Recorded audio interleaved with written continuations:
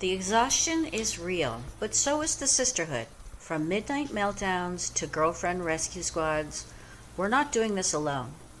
In this episode of Giggles and Shit, we're talking about the exhaustion that hits different after 40. From sleep struggles and menopausal madness to the unspoken superpower of a circle of women who show up when life gets messy. We're diving into what really matters to stay connected in midlife, how friendships evolve, why loneliness creeps in, and what happens when political arguments blow up at Christmas dinner. This one's a hug in a podcast form with a side of righteous rage. Welcome to episode 2. Welcome to the shit show. Hi, I'm Jill Button. And I'm Diane Cross. Welcome to the Welcome Giggles to the and Giggles Shit and Shit Show. Show. Oh, hopefully we have more giggles in this show than shit. All right. So, Diane, we got lots to talk about.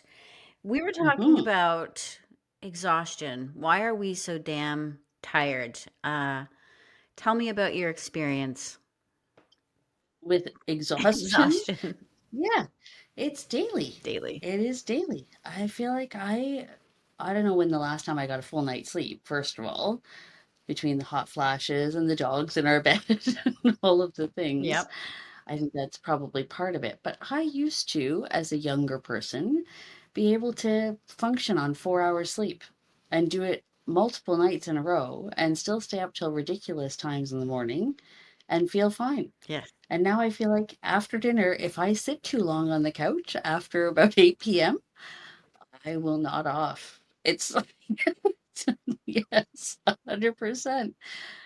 I don't know, as soon as you get comfortable for longer than 15 minutes, I am out, Yes. Yes. which terrifies Derek when we go on long drives. Are you supposed to be navigating? I am supposed to be navigating. I cannot. I'm not a good navigator anymore. If we're going somewhere longer than like 2 hours ish, I'm not your navigator. No. Use the stars, whatever you got to do. Navigate by the stars. Yeah. So I have to say that I have the same experience. I have a really nice big comfy couch and a chaise lounge. So I have this one spot where I can like snuggle in. And like as I was waiting to get on the call with you, I was like trying to keep my eyes open. A serious need of caffeine. And it's disconcerting because I actually hate like unless it's like an afternoon nap, which I thoroughly enjoy on a Sunday. I don't like napping after dinner because I wake up invariably at like 11 o'clock or Mhm. in a panic, realizing that oh my gosh, the dog, what's happening with the dog? What's happening? Did I shut this? Did I put the food? And it's like a panic, and then I drag myself to bed and then I'm awake, wide awake. And I'm a reader, so I read before I go to bed. And I'll read sometimes until 11 or later. And like you said, I also don't sleep well at night. I do take sleepies, which is bad, but I do. Otherwise, I wouldn't sleep. And then I wake up at 3 o'clock in the morning and I go downstairs and I sleep on my big comfy couch. See, getting back to sleep is my superpower. Oh, I can wake up 50 times a night and be asleep again within 30 seconds, which also drives Derek bananas mm. because he does not possess that superpower. I snore as well, so I wake him up multiple times a night. He wakes me up from a dead sleep to tell me I'm snoring, and then I roll over, go back to sleep within a couple of seconds, and he's left to be awake for however long it takes him to fall back asleep. It's so weird because we truly are the opposite spouse of each other. Because Yes, we you're are. We should Peter. be a couple.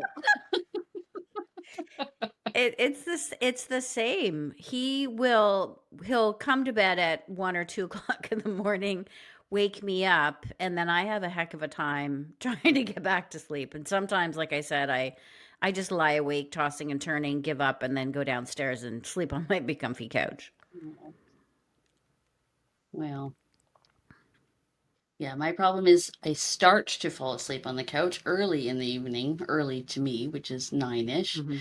and then wake up, time to go to bed. But first, you got to get up, take the dogs out for the last pee, bring them upstairs, do the teeth brushing, face washing, all of the things, get into bed. And I can go back to sleep within minutes, but I don't stay asleep. There's the flip flopping in the middle of the night because you've had a bunch of hot flashes. Covers off, covers on, covers off, fan on. Then get up to pee in the middle of the night because that's going to happen before the alarm goes off for sure. Hmm. And it's just the constant cycle of broken sleep. Broken sleep to me doesn't feel like an actual night's sleep. Yeah, I agree. It's really not. I and like I said, I don't get I if I can get back to sleep, I'm lucky, but I don't have a broken sleep. I usually am asleep for either I'm sleeping through the entire night and I'm lucky enough that Peter hasn't woken me up, or he's woken me up and I can't get back to sleep unless I go down to the couch and then I'll lay on the couch and I get up at 5 o'clock anyway. So Yeah, me for too. me, it's like either a solid, I'd say 7 hours because I go to bed at 10, or unless I wake up on the couch and then I'm reading until 11. But I generally do get good sleep and it's not broken sleep. I don't have to get up multiple times in the night. I'm not there yet. Um, but I do have a hard time getting back to sleep. That's definitely a superpower I wish I had. Yeah, jealous. Derek's very jealous of my superpower. Do you take any sleep aids to I don't actually, nothing. Um, and I don't take anything for the hot flashes either, Mhm. which I mean, I'm sure we'll discuss that on another podcast. But We will. they are, I think, getting better. I've started taking just a vitamin B supplement that has the entire B complex in it, Mhm. eating more sweet potatoes, and I don't find I have as many hot flashes in the evenings Mhm. as I used to. Mhm. I still have a bunch, but not, every 20 minutes or so like it was for a while there. Yeah. So I feel like I'm on the tail end, thankfully. Mm. Hopefully, solid sleep will come. I think I'm one of those rare people that I didn't really I mean, obviously I had to have gone through menopause, but it was very mild symptoms for me. I don't know if it had anything, and we have to talk to an upcoming guest that we'll be announcing soon about this, but I feel like I was lucky to get very mild symptoms and never really had, I mean, I had a very short period of time where I had hot flashes. What gives me hot flashes is red wine. If I drink, or alcohol, period. If I drink any alcohol or red wine, my temperature goes up exponentially. It's like having a hot flash. So it's even worse, right? Because I can't drink alcohol. Like, what the hell? That's your superpower. You got through menopause without the crazy hot flashes. Yeah, I'm jealous of that. yeah, I would take that over the not being able to fall back asleep quickly. yeah. So I've been the last year or so, I have really connected more with a group of girls that we went to high school with. And we're such a tight-knit group, especially my one girlfriend Laura, who we've been friends since kindergarten. So we're pretty much sisters more than we are girlfriends. Hmm. But we've started this policy where you can call a girlfriend's all hands on deck. Everybody gets a turn to call the girlfriend's all hands on deck. And for our one friend Lori, who was selling her house, she got to call the girlfriends all hands on deck to come and declutter and help stage the house and do all the things. So for 2 or 3 weekends in a row, Laura and I went over to Lori's place and helped her remove all the stuff. Our husbands came and helped as well. I shouldn't call it just the girlfriends all hands on deck, but I have plans for mine. When it is my turn, I'm going to have The girlfriends all hands on deck, come and help me clean out my basement. Wow. Just organize everything into bins, do all the things. Those jobs that are overwhelming and you think, "Oh, I can't even possibly start this because it's just never going to get done." So when you have that many hands together doing it, it feels, first of all, it's kind of fun because you're hanging out with your friends, even though it's work. And it's way less daunting to have the support of all that many people helping you out. So our plans are everybody gets to call the girlfriends all hands on deck. And it's a great feeling to know that you have that in your back pocket. It's like a card up your sleeve, basically. So when it is my turn, I don't feel guilty about asking for help because you know that you're going to, at some point, reciprocate for the same people. That's And awesome. yeah, it's a great feeling. It's also the last little while we've been very on to the girlfriend check in. Hmm. So I'm sure most people have an app where you chat with your friends, whether it's Facebook Messenger or WhatsApp or whatever, and you have those people that you don't see every day or every week, but you still connect with every once in a while on social media. And we've started with this little, just somebody every couple of days will say, check in, how's everybody doing? You know, what's happened this week for you that's good? And the positivity of that as well puts you in such a great mood to hear, oh, well, I had this happen this week and I had that happen this week and the kids are moving back or this or that. Or it's just such a positive light in all of the nonsense that goes on in the rest of the world to have good girlfriends and have them be reliable and supportive. And it's just a blessed, blessed feeling. Yes, that you are absolutely blessed because not everybody has that. I know Hmm. that in our last episode, we were talking about this feeling of loneliness. And when I was doing research, looking at, what women of a certain age, Gen X, are searching for, watching on YouTube, etc., it is a lot about this feeling of loneliness and a loss of connection because like we said before, we're sort of, we grow up, we meet the love of our life, hopefully. We, get married, maybe have kids, and you can lose connection. And the fact that you haven't lost connection with those friends really is a rare, rare gift. In fact, I was Yeah. watching this movie, I have to tell you, because I was going to bring it up anyway. There's this movie Okay. on Netflix called Firefly Lane. Have you seen it on Netflix or heard of it? I've heard of it. Yeah. It's actually I watched it's 2 seasons and I binge watched the whole thing.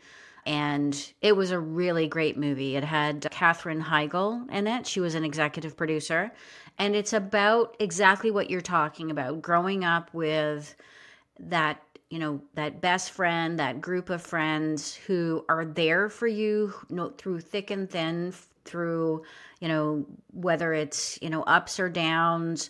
In this particular character, one of the characters played by Katherine Heigl, she had a really unstable childhood. Her mom was a drug addict and was in and out of jail. Her neighbor across the street became her closest friend, and in her later years, she sort of always struggled with, not being the popular girl, kind of nerdy. And then later in her life, meeting the love of her life, and her this struggle to try to get together with this, her, what she believes is her one true love. I won't ruin the ending, but it's absolutely worth watching. Lots of tears. But I found myself sad that I never had. I mean, I had a best friend in high school, and we remained friends throughout our 20s, but we did have a falling out. And that loss of a friendship, even though we tried to reconnect, I do feel that loss acutely. I don't have that best friend that I know will bury a body for me. Oh, I would definitely help. I mean, I'm not that strong, but I would dig. Well, that's good to know. But your connection with your circle of friends. I mean, we're friends and we've been friends since high school, but Yeah. I mean that, somebody who you've known since you were, in kindergarten, right? And that sort of really close group of women who, like you said, you can call an all hands on deck. That's an amazing gift that you have. Yeah, I'm very lucky. We all are. And it's funny when we have our little check-in moments on WhatsApp or Messenger or wherever we are keeping together. Everybody inevitably says that in our group chats. I count myself very lucky to still have you ladies in my life. And we're also very lucky that we haven't lost anyone, knock on wood. Yeah. Yeah. We're getting to that age where things happen. But yeah, it is. I'm extremely fortunate and very grateful. Yeah. There have been obviously people who we've gone to high school with who have passed away, and that in itself is is shocking to me because I don't picture myself as, being older. No, no, Like I me don't either. like I feel like I'm still in my 20s or 30s, and so losing people this age in our 50s just for me feels a bit No, shocking. And we've lost a yeah, few people in sort of the high school group who all went to school together from cancer, and one was unknown circumstances, and I think others have there's one I can remember who drowned. It was pretty early out of high school that it's happened. Just losing people in your group, even if they're not close friends, and we've been lucky enough, like you said, to not lose anyone who was really close. I mean, think about it. That's why we started getting together. At least it was my motivation to bring together our close group of friends from our 20s to the BBC getaway before a big to chill. before the big chill. Yeah. Yeah. I Mhm. mean, that's the whole catalyst for me was watching the big chill, seeing the group of friends who came together because one of their friends, I think he committed suicide. We did. It's one of my all-time favorite movies, actually. For anybody that hasn't seen The Big Chill, go watch The Big Chill. Yeah, absolutely. For sure, absolutely. I think it's one of the best movies ever made, and I think it is, I mean, it's our era. It's our group. Like we're all so close, and you just lose track of each other over the years for whatever You reason. do. And I think there were other factors. My dad had just passed away, and I was feeling acutely a sense of loss. And then another close friend of ours, mom passed away, and we saw each other at her funeral. And I knew at that moment that I wasn't going to wait for one of us to die to bring our group together. So, what we're talking about is an annual get together that we would have at my cottage. And we did it for a few years. And unfortunately, that I sold my cottage. But just that first year in particular was probably one of the best memories that I'm going to have, getting Was a together great weekend. with all of our friends and acting like we were in our 20s. We tried. We tried. We tried. There was some beverages and some bad behavior, and I mean, not bad behavior. Nobody was mean to each other or anything, Mhm. but yeah, staying up too late and dancing around the bonfire and all the things you did when you were 20, Yep. only we were a smidge older. Yep. But yeah, it was a fabulous weekend. Yeah, it was a lot of fun. I do miss that. I think Tim is trying to reinvigor the weekend getaway. I know he's trying to get friends to come up to his cottage, so maybe we'll have to relocate the BBC to Tim's place. All right. Wherever it is, it's the people that matter. Exactly. It doesn't really matter. And so your friend group, when are you having your all hands on deck? And Well, so here's the I move thing. We're away all a so little I bit, don't have to yeah, come. we're all a bit neurotic, I think, about clean houses and things. So I'm one of those people that before I have everybody come over, I will do a massive clean and then declutter everything. Yep. So I haven't set a date yet. I do know for sure what it is that I want to accomplish. So, and that's what I was saying before. The nice thing about it is normally I would hate to even ask for that kind of help. You know, it's not something that you ask your friends to do anymore. Yeah. It's not it's not something, it's not like you don't ask your friends to help you move anymore. You hire a mover, right? It's not that kind of That's so thing. funny that you should say that, right? Because Pete literally said, "Do you think Shannon's friends, if I gave them some money, would help us move?" And I'm like, "No, they're in their late 20s. They don't want to move Shannon's parents. Like, no." Yeah, we've all done it. We've all helped each other move. I don't even know how many times. You used to just do that every time somebody moved out of their one apartment to another apartment. You bought everybody a couple cases of beer and some Kentucky Fried Chicken and called it a day, right? Exactly. But time is, the older you get, the more worthy time is. That's not the word I'm looking for. It's Precious. precious. It is. Hmm. And I feel like it's because you feel the clock spinning faster and faster and faster as the years go on. Yeah, And so when time becomes that precious, you don't want to spend it doing things that you don't want to do, exactly. including helping a friend move, cleaning out somebody's basement, all of those things. But in our girlfriends all hands on deck, you really don't feel bad about asking because, first of all, you're going to have a couple of turns yourself Hmm. doing the girlfriends all hands on deck. Yeah, And it is kind of fun. It's an excuse to get together. It's, you play a bunch of music, you put out a charcuterie, yeah. you know, Yeah, I mean, talk it's about a silly like you said, things. it's a good excuse to get together and stay connected. It is. So, Yeah. what is the secret of staying connected? You said that, you've got check-ins, but what do you think is that thing that has really kept you together all these years? Well, that's the funny thing. Not all of us have been always connected.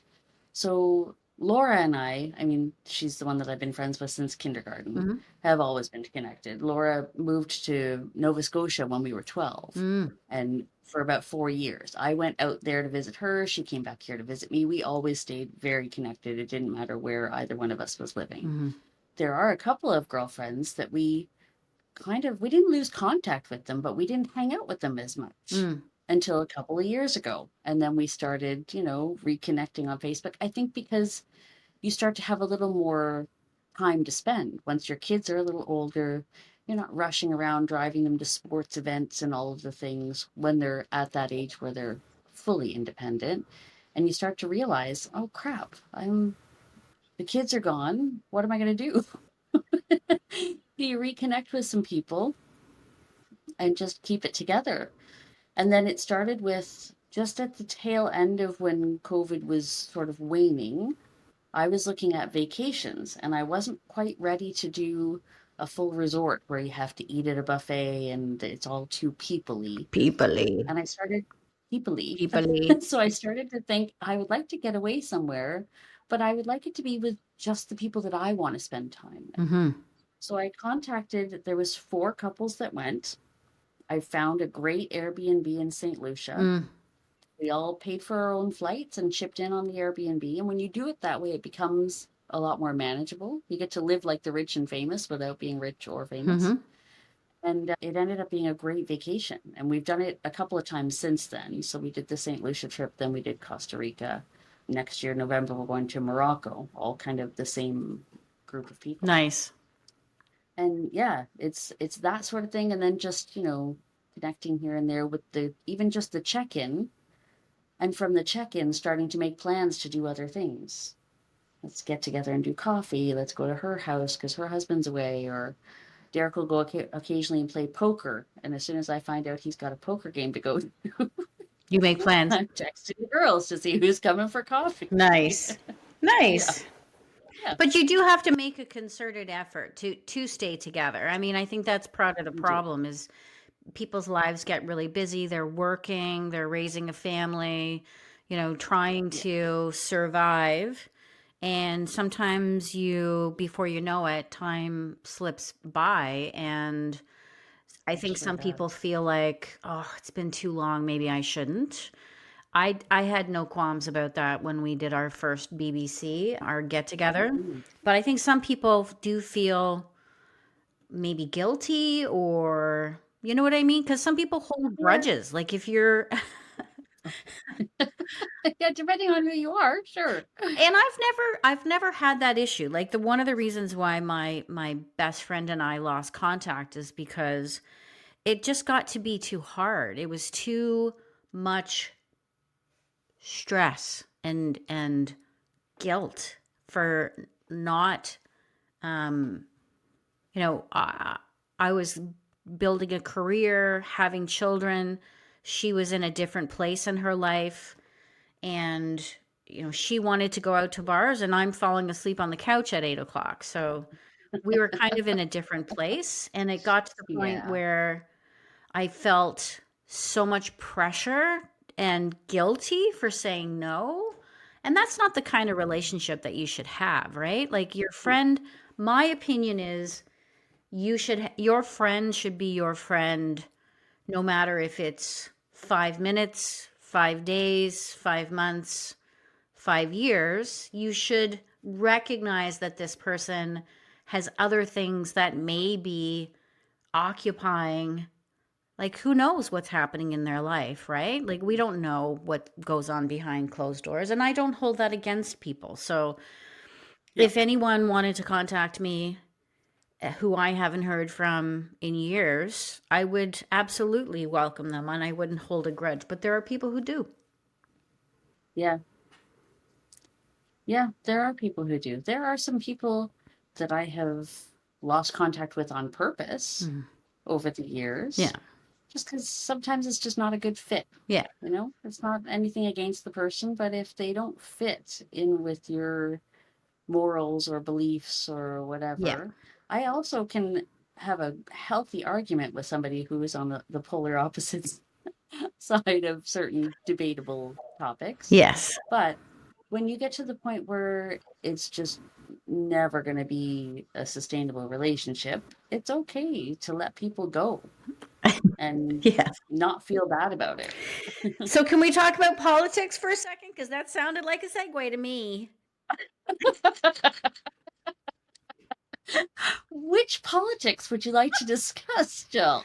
Well, you and I recall distinctly there may have been some alcohol involved, but we were talking Oh, about we were talking about politics and how friends may hold different viewpoints politically, and mhm, how does that impact the relationship. And I have, like, I am literally a registered liberal, card yep, carrying liberal, and I post during the election. I did a tremendous amount of research, as I am always want to do, and I was very much trying to help inform and identify misinformation when it came to the Canadian election. And right. so our Canadian politics is influenced disproportionately by the US politics. And one of the Unfortunately. things we've talked about is if you had a friend who was on the other side of the political table, how does that impact your relationship, or does it? It definitely puts certain subjects taboo. There's when you know for sure that somebody has exactly opposite political views as you do, Or just you either values, don't, our values y- generally. yeah, well, you either just don't discuss it, or you feel at that person as to whether you can have a discussion that isn't going to turn into a rock'em sock'em blowout. Yeah. Not that I want to be a violent person, I'm really not. But I do understand how people it's just such a polarizing thing when you have exactly opposite views, and that's what it tends to be. It's not just a little bit I'm in the middle and undecided. It's either I am very left and you are very right, and we can talk a little bit about our differences, or we just can't discuss that at all. It just can't come up. Hmm. Funny enough, it affects family. And Yeah. in my husband's family, there are different political views. And I am a believer that everyone is entitled to their own beliefs and their own opinions. There's certain things that I do have a problem with when it comes to things like, you know, imposing your own values or political views or religious views on someone else. And I believe strongly that you should be accepting of all people. And even if they don't agree with your views, I don't think that they have the right to hurt somebody. And it happens in friendships, but it also happens in family. And there happened to be a fairly heated conversation leading up to Oh dear. the Canadian election, both online. And I'm not one to engage in, Twitter or Facebook wars. I just don't have the time or the energy to engage in that. But this happens to be a family member. And there was some heated debate, both online as well over Christmas dinner. Oh geez.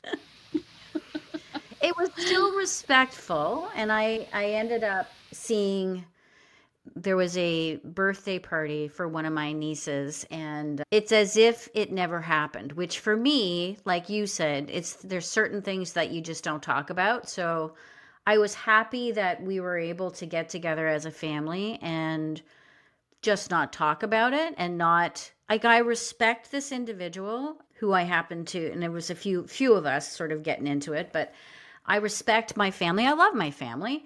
And but I was grateful that we didn't have to rehash it, and that it didn't create this chasm that we couldn't bridge. So Yes.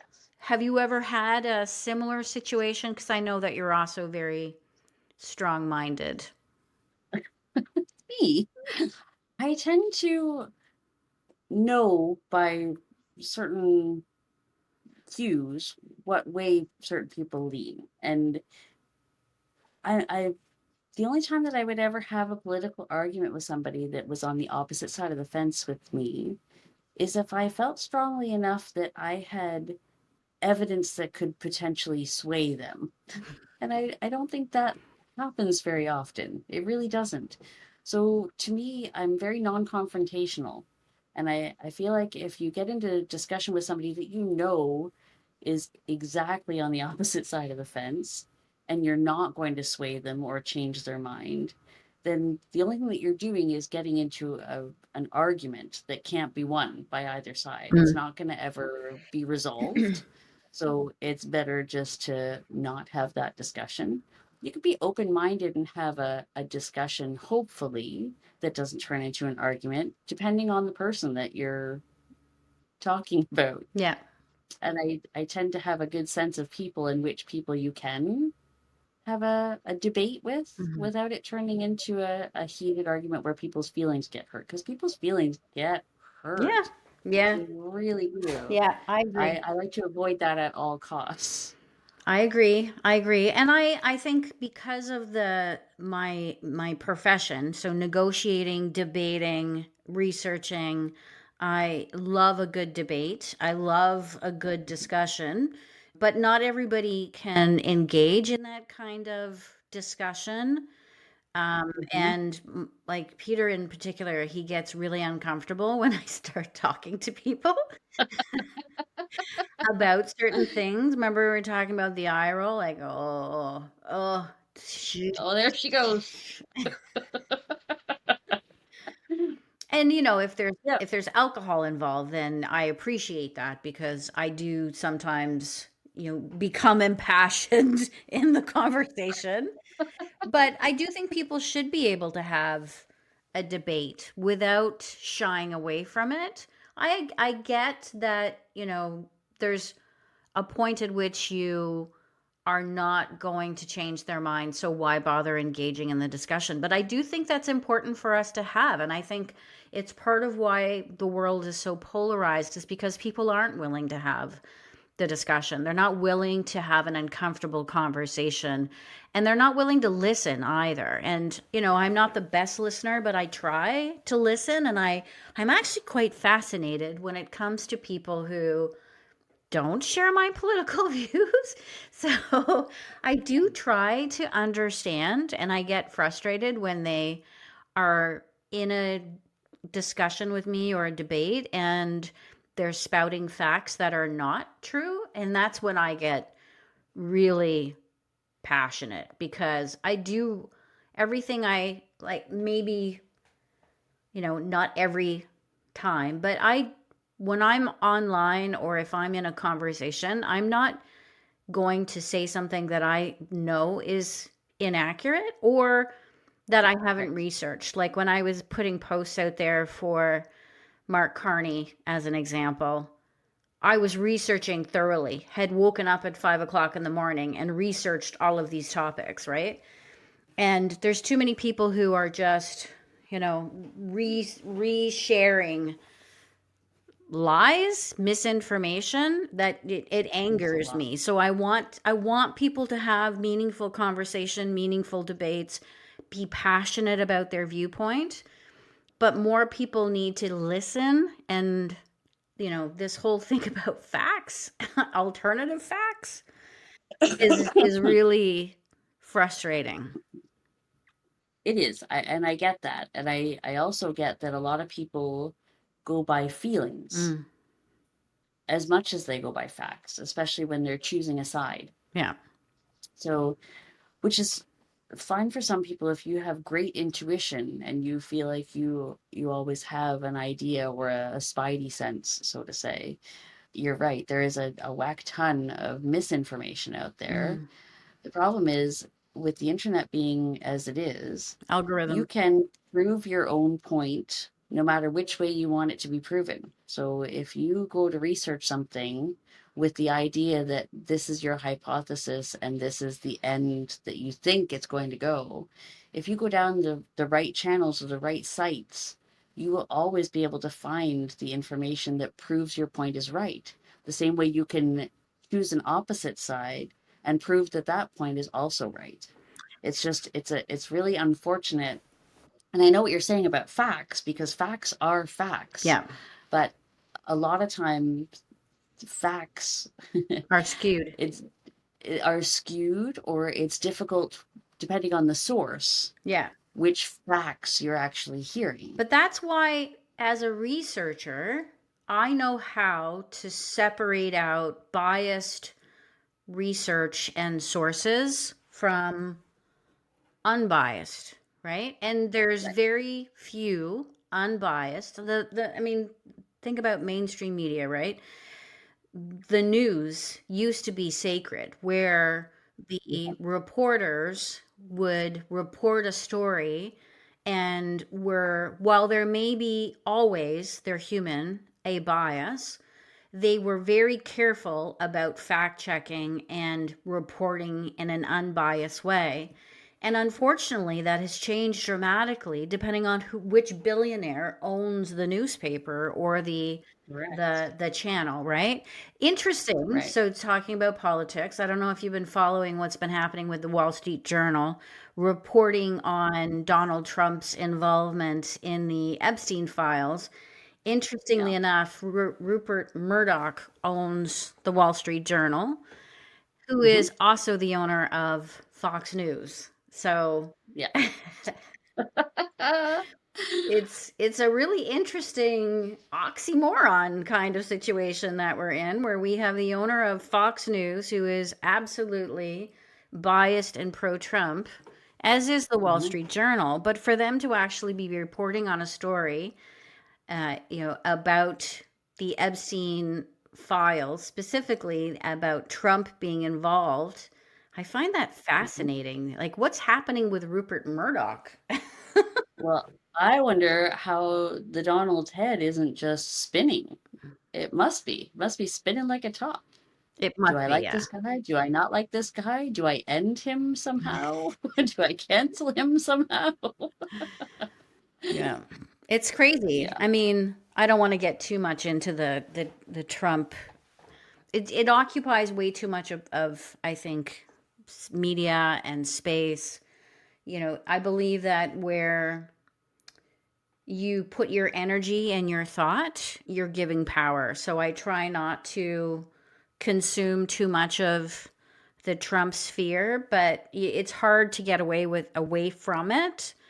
So that just happened to It me. is. I mean, especially with the whole, release of the Epstein files and Ghislaine Maxwell petitioning for I think she's looking for either a retrial or maybe even a pardon, which, if Trump pardons her to, Yeah, that would be very telling.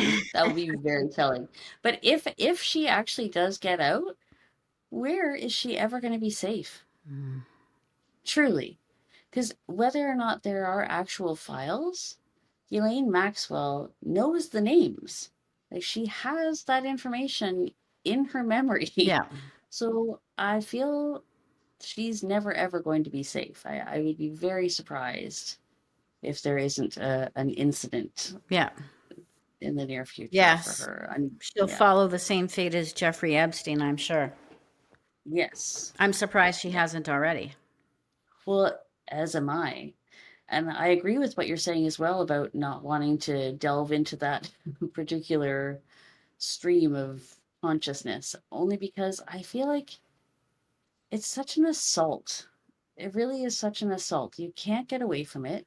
Whether you want to hear about it, talk about it, listen to it, any of it, Yeah, it's constant. yeah, It is constant. You can't turn on any news service, no matter what channel you're tuning into. You can't turn onto anything on the internet without it blasting in your yeah, face.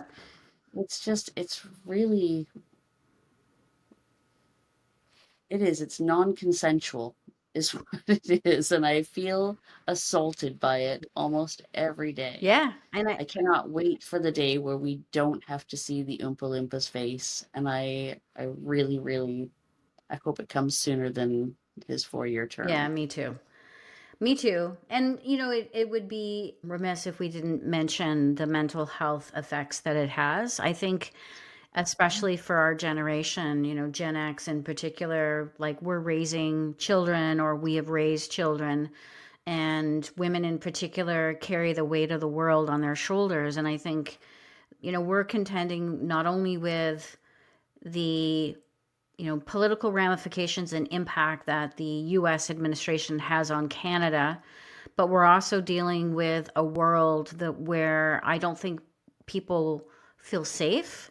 And I Yep. think our generation is impacted more so than many others, right? I think Yeah. we've seen from history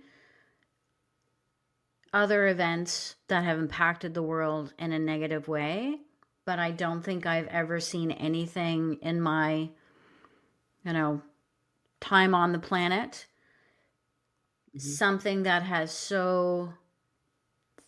had such a profound and unsettling impact on the world. Like when 9/11 happened, I had this wave of fear come over me. I was traveling. I was Mhm. actually traveling when 9/11 happened. I was on an airplane days before, Okay. and there were warnings in the United States, 'cause I was in the United States when it happened, or not when 9/11 happened, but a couple of days before.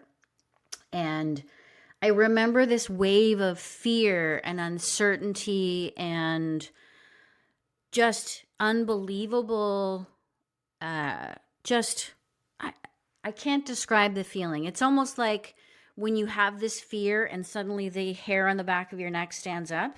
It's like that fear that was It's overcoming. dread.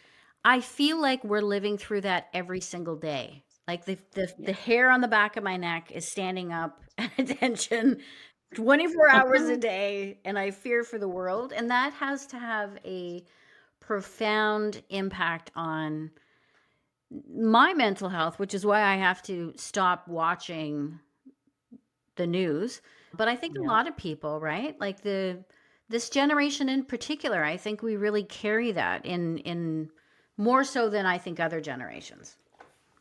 I feel like I don't know if it's a catch-22 situation, whether the chicken came before the egg, but I feel like because our generation is so much more open about talking about mental health, I don't know if that has made it just so much more out in the open that we know about it, or if it's opened floodgates because now it's okay to talk about mental health, it's so much more prevalent. I've never known another generation, like you were saying, that has such a struggle with mental health. Mm.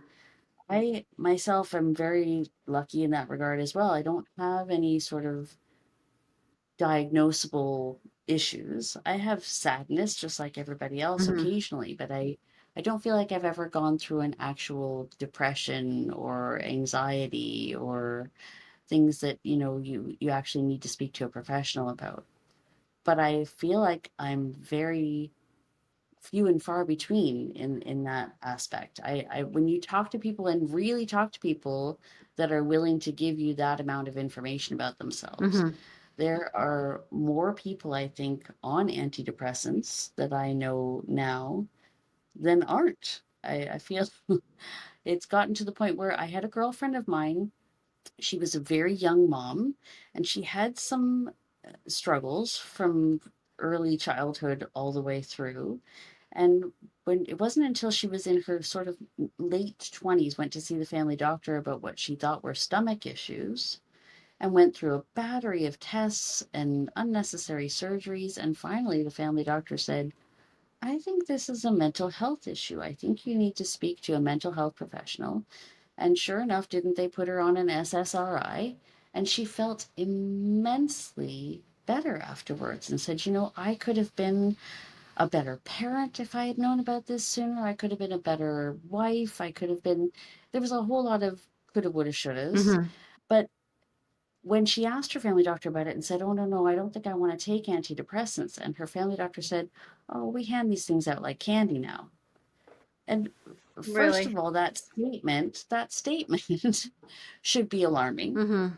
And I get that maybe it's more necessary to be writing scripts for more antidepressants if that's the need nowadays.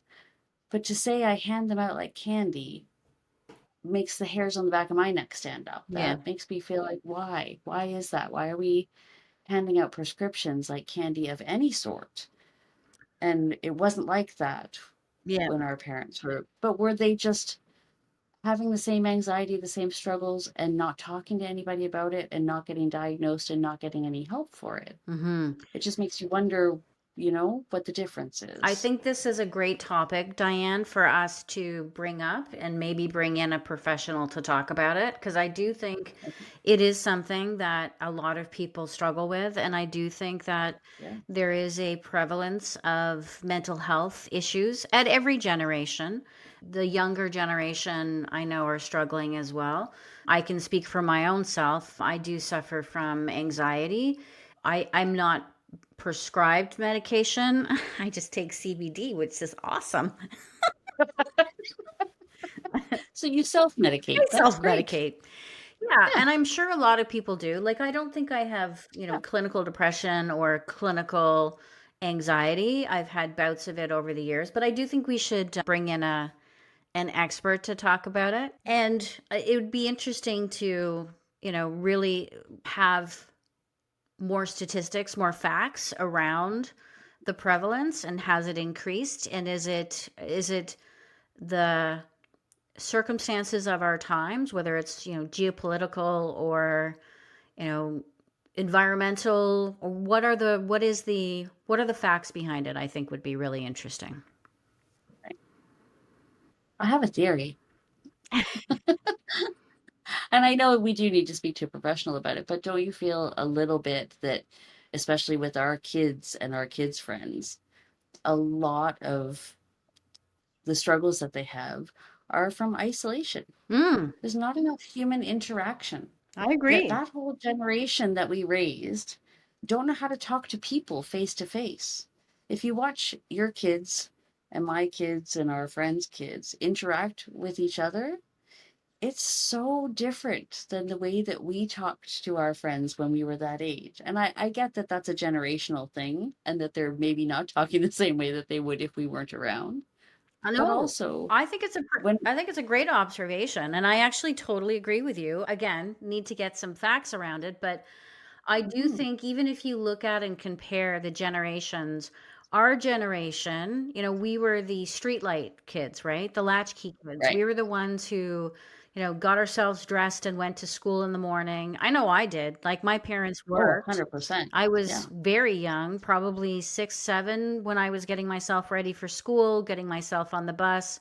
I would play with my friends after school. Street lights would come on. You knew that was the time to go home. And Mhm. we spent 90% of our childhood outdoors playing, right? Yes. And the way that Together. you made friends, I remember being new. I think I was again 6 or 7 when I was living in New Brunswick with my family. We'd bought a restaurant, and that was our life. That was the center of our world, and I didn't know anyone. And all of the neighborhood girls came to the restaurant and said, "I think you have a girl here. We want to be her friend." Oh, that's adorable. That's how I met my early childhood friends from like 7 till 12. Oh, Funny enough, I'm still in contact with one of them on Facebook. But that's how we did it, our generation. And I can yeah. use the example of my youngest child, Sam, who was going to college during the pandemic, even just growing Mm, up in public school. We did in our little neighborhood have similar kids were playing outside, but as they were growing older, there was less of that. They certainly weren't yes. out riding their bikes. They weren't waiting till the streetlights come on.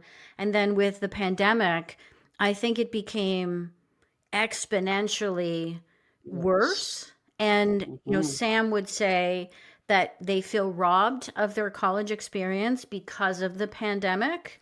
And then there's it's not a secret for them that they suffer from anxiety for sure, and I think that's prevalent in that generation for sure. Well, it's so isolating, even before the pandemic. And I think part of that is because we raised them differently. They didn't have the same We safety screwed them as up we did. badly, apparently, is what you're saying. Right. But what were our choices? You couldn't let your kids, when our kids were young, just go down to the park, a kilometer away on their bike and hope that they came back and that no stranger picked them up or tossed them in the big white van, Yeah. When we were kids, that was never heard of. We No. didn't hear about kids being abducted. So maybe that's something else to discuss too. Was it happening and we didn't know? It was Because happening. I was it had to have been, right? well I, But we just didn't know about it. I knew about it because I was almost abducted when I was 5. Oh, good Christ. What? I'm not lying, and I'm not laughing because it's true. I was living in Scarborough, and you brought it up, so I'll tell you the story. Not nobody Oh, know, like, I don't tell this story, and I was not abducted, so I can tell the story without well, you're trauma. here, so yes.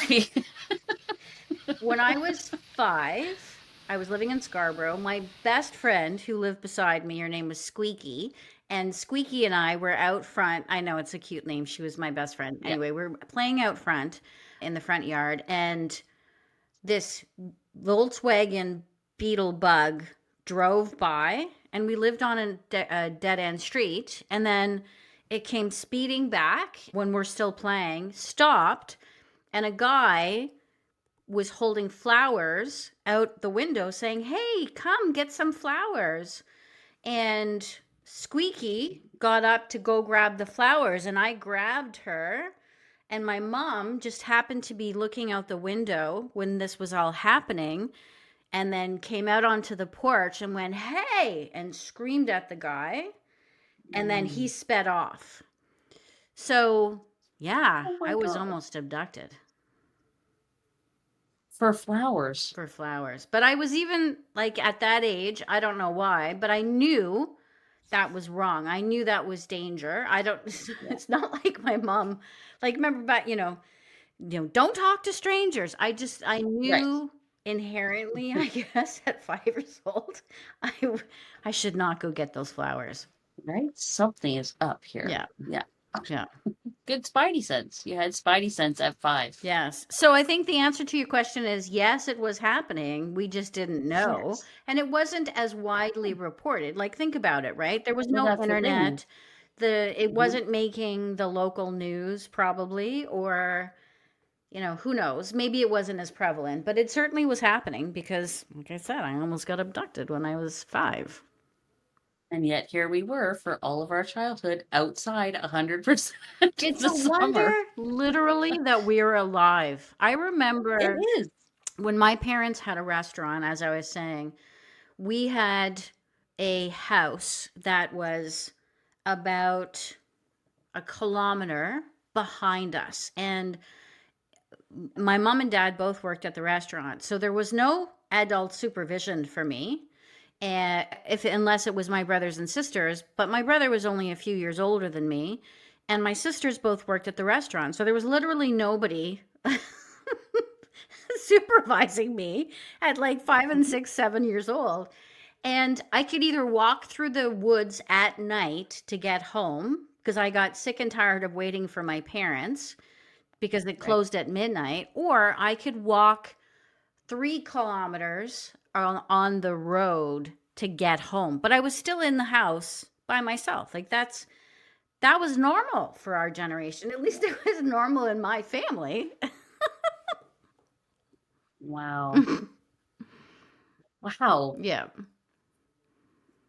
See, I remember, speaking of lucky to be alive, some of the crazy childhood nonsense that you got up to, looking back, thinking, "Oh, how did we not know that that was a bad idea?" Yeah. Like Laura and I, because we've been friends so long, once upon a time used to go out because you were supposed to be out all day, but we would high trek it all the way down to kilometers and kilometers away, trudge through forests, try to make rafts out of old pallets that we found, like shipping pallets, and paddle across ponds and stuff. And then when new construction happened in town, that's where everybody played hide and seek Yeah. in construction zones Yes. that were specifically roped off because they were dangerous. Yes. There were pits and holes and all kinds of things that, and here we Here are, we are. unscathed, thank God. Yes. Yes.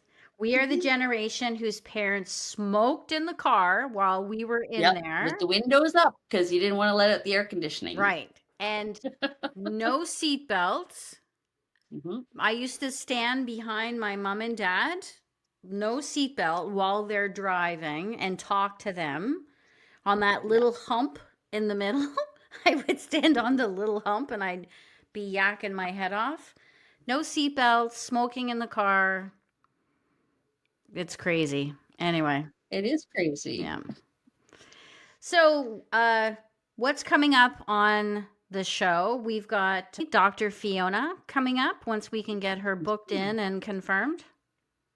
Yes, she emailed me today. She's going on vacation, but we'll be back on August 5th. So we'll look at some dates after that. Perfect. Sounds good. Well, I'm excited. Yeah, So, uh, me too. I think it'll be a great episode, and I did start a chat for the subscribers. So I don't know if the subscribers know, but there's a way for them to not just subscribe to get the podcast and the newsletter, which we launched, but you can Hmm. also join the chat. And I did send out some instructions. If you're interested in understanding how to join the chat, we'll be sending out more information about doing that. And in the chat, you can actually post your questions for Dr. Fiona, what you would like us to ask her on an upcoming episode in August. Excellent. The other thing we have going on is the shit list. I don't know if you saw, but I was posting some items on the shit list. The shit list is basically the shit that makes us scratch our head and say, what the fuck? Like, what? Anyway, check it out. Go hit up the chat and join the chat and tell us what's on your shit list. Diane, anything to add? Anything on your shit list or anything in the crosshairs? Oh, is that going to be a segment someday? I Totally so going to hope be, so. as is the hot button, but we have to figure out how to work that into the show. Mostly my shit list lately is honestly just the cost of everything. It's making me crazy. Yeah.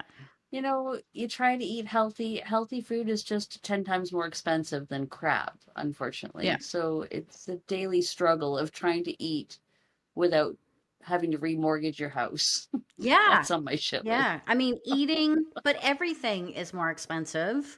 I was out Yeah. on with Shannon. I was looking at furniture because when we're moving into our new house, my big comfy couch has seen its better days. So I was looking at couches, $7,000. Like, Mhm. what? I would never. This woman, I walk into one of the big box stores to look at a couch, and she hands me this flyer, and she's like, you can customize it, any fabric that you want, any configuration that you Nice. want. And I looked at the price, and it was literally $7,000, and I said, I'm not up for buying a $7,000 couch, thank you. And I handed her the brochure back. Good for you. Well, they 7,000? people need to know. You know what? And I feel like because the companies have gotten away with it for so long, they just keep increasing prices exponentially, and we just keep paying it and paying it. That's the thing. How does it ever stop or return to any sort of normalcy It unless there's worldwide boycotts of things exactly. or Exactly. That's I just exactly how it works. It's the laws of supply and demand. And so what's going to happen is people are going to look at secondhand. They're going yeah, to look at, getting more life out of what they already own. I may keep my big comfy couch because I'm not going to spend like even yeah, $3,000 for a couch. I find offensive. Maybe I'm yes. cheap. It is offensive. And you need to sleep somewhere, Jill. You need that big comfy I need a big couch. comfy couch.